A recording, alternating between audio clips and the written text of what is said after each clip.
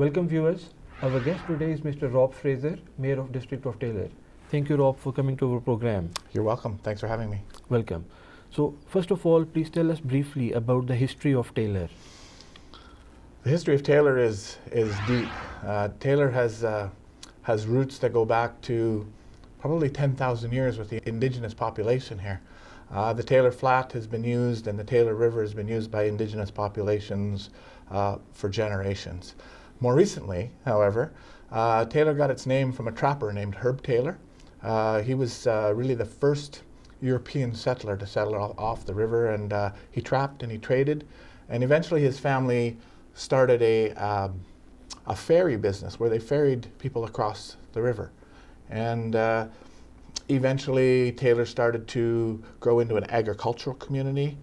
Pretty soon there was forestry set up there, along with the gas plant. So the gas plant located there in 1957. The bridge was built similarly, the highway was built, and Taylor just started to really take off. Since then, the pulp mill and the cogeneration plant have been added, and Taylor's has grown ever since. Great. And please tell us a little more, what do you think are the strengths of our Taylor community in the Peace region? The strength of Taylor are many. Probably the biggest strength, I think, is that it is a regional community. The people in Taylor think very regionally minded. We understand that we have a good taxation base there. We have some good facilities and programs there, but it takes people to fill those buildings.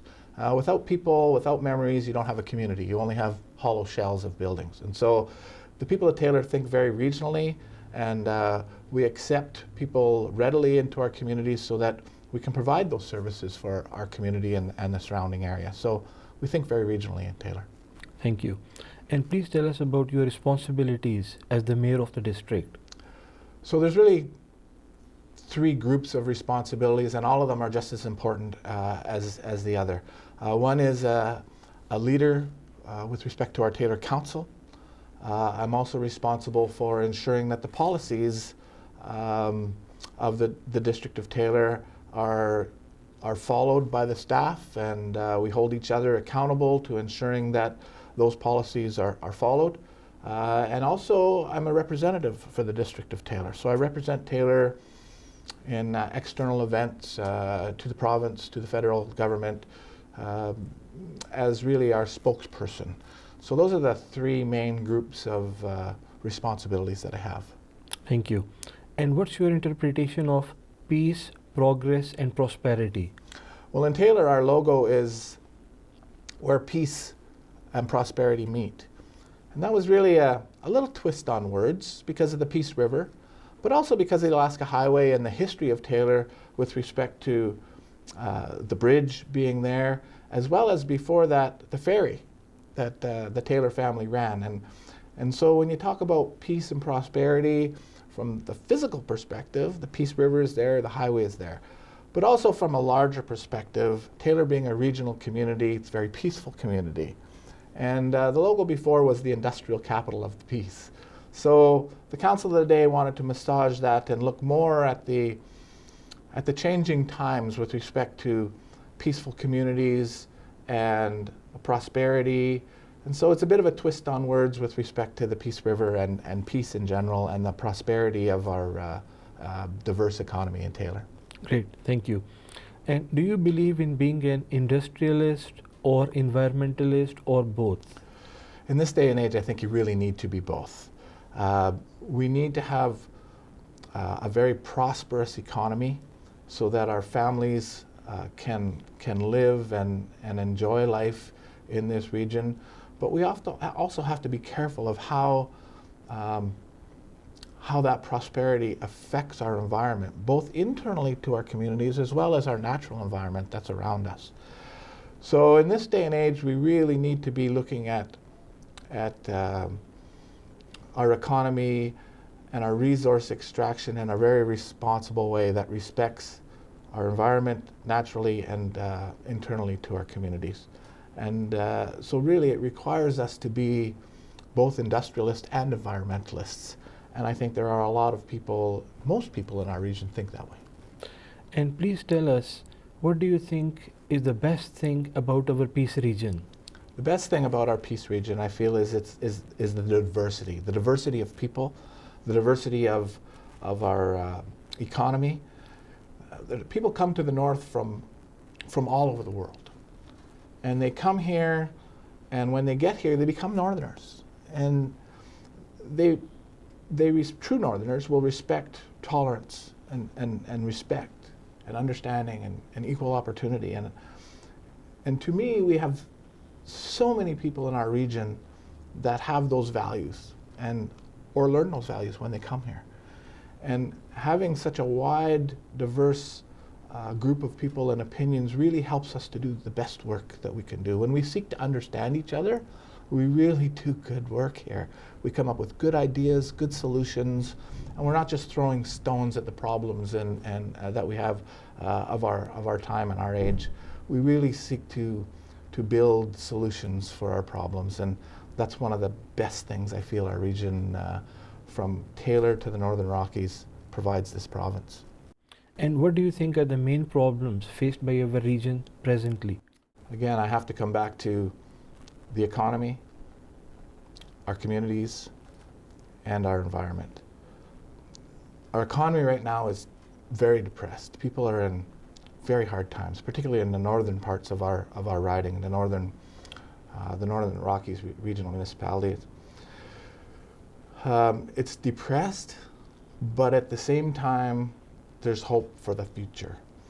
And so we need to be in a position where we can plan to what that economy looks like. Try to expand and diversify our economy as it is right now, and then to translate that into sustainable communities. Communities where people are prepared to come and live. Right now with this fly-in and fly-out model that seems to be used by industry, really doesn't help our communities be sustainable at either end. At this end, we don't get those residents who come and help our communities to be prosperous and sustainable, and people who will use the services that we have. And at the other end where they're living, they don't have coaches, and they don't have, because fathers and mothers won't commit to something long term because they know every 2 weeks they're gone. And so parents of families where one parent or the other is flying into camp for 2 weeks, they're essentially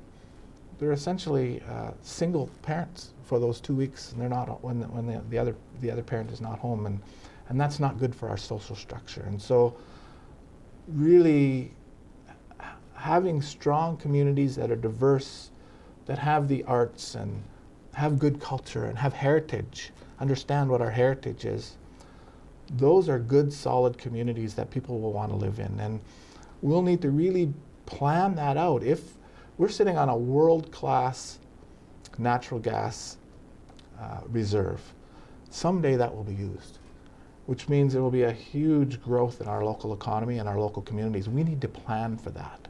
And so one of the difficulties is getting the province to come to the table with us and help us to plan for what that eventuality looks like.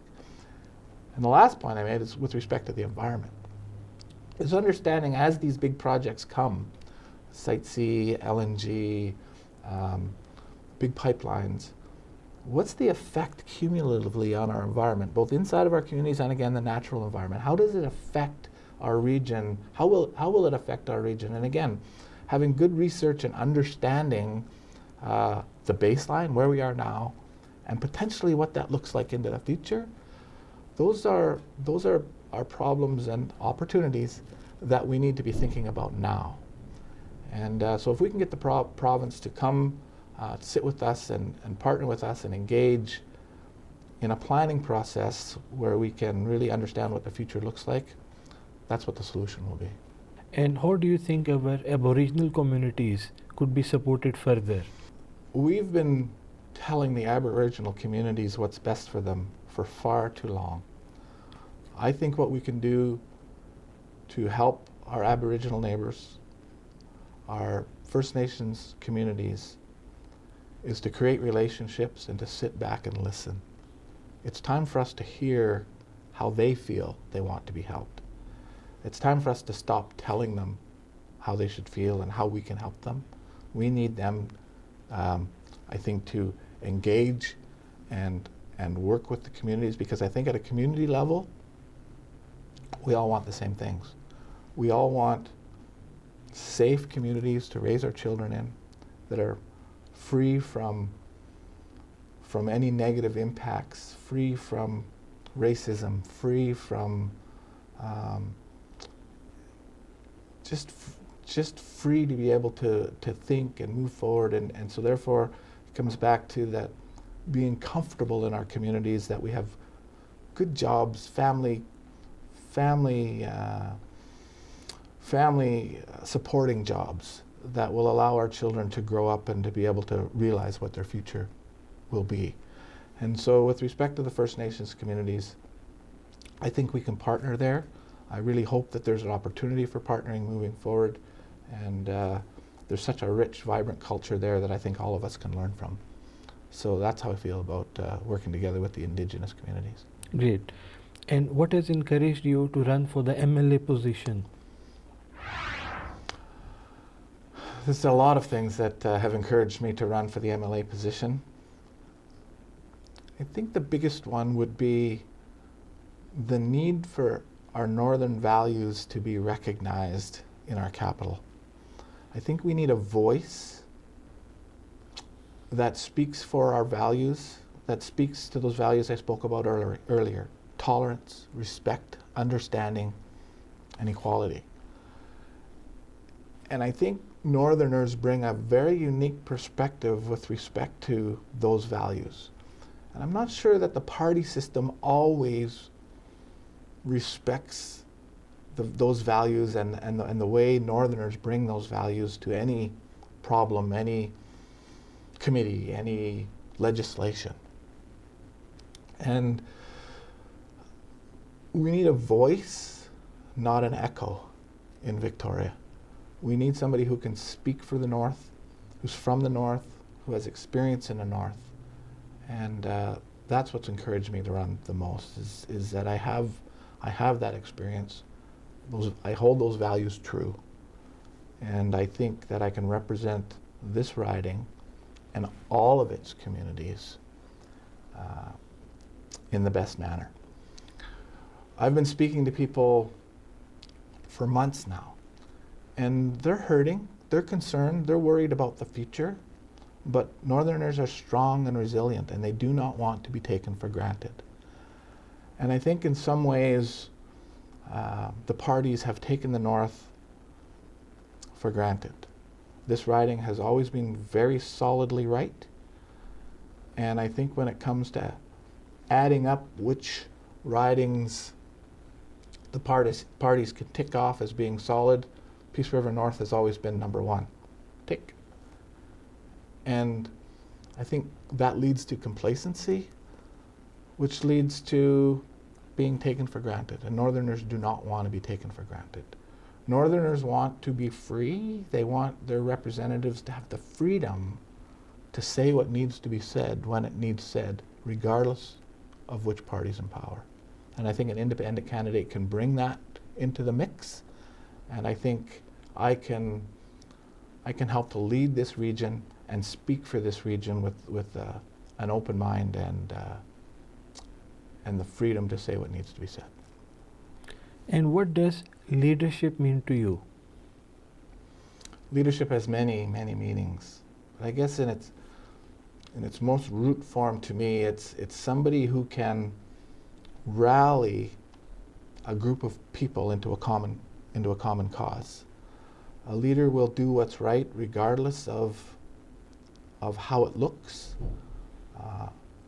He or she will do their best to represent that group of people I spoke about earlier the way they want to be represented, even if it doesn't necessarily help the leader. They'll put the ideas forward of the group, rally that group together, move them in a common goal. And I think that's what leaders will do the best, even when nobody's looking. Thank you. And please comment on John F. Kennedy's famous quote, things don't happen, things are made to happen. That's a very, very good quote by John F. Kennedy, and I think it's similar to another quote that I've heard, and I'm not even sure who quoted this, but they said, the harder you work, the luckier you get. And I think they're very the same. That if you want to take advantage of opportunity, you have to prepare yourself for those opportunities as they may come. You need to move forward in life with a very open mind, preparing yourself, educating yourself, preparing your business, preparing your mind and the people who are around you, so that when opportunities present themselves, you're in a position to take advantage of those opportunities. And I think the North is in a great place. We're very diverse. We have a diverse population. We have great education. And we're in a position to be able to take advantage of the future opportunities that present themselves. We know that there are some barriers. We know that there are some difficulties. We know there are cumulative impacts. And I know the leaders that I'm working with are very prepared to work with the province to plan ahead so that we are in a position to best take care of the opportunities with the least amount of negative impacts in our region. So that's what that quote means to me. Thank you. And finally, Rob, what's your vision for the future of our peace region? My vision for the peace is that we have a region that is prosperous, and by prosperous I mean that we have family supporting jobs that people want to do, and that those jobs create an environment within our communities that people feel comfortable in and they feel supported, that we have sustainable communities that people choose to move to and choose to stay here. The economy brings people here, it's the environment that keeps them here. So we need to ensure that we have a region that respects our natural and internal environments and that really understands the potential cumulative effects, both positive and negative, of any opportunities that are coming forward. And that's the vision that I have for this region. Thank you for your services, sir, and we wish you all the best. Thank you very much. Welcome.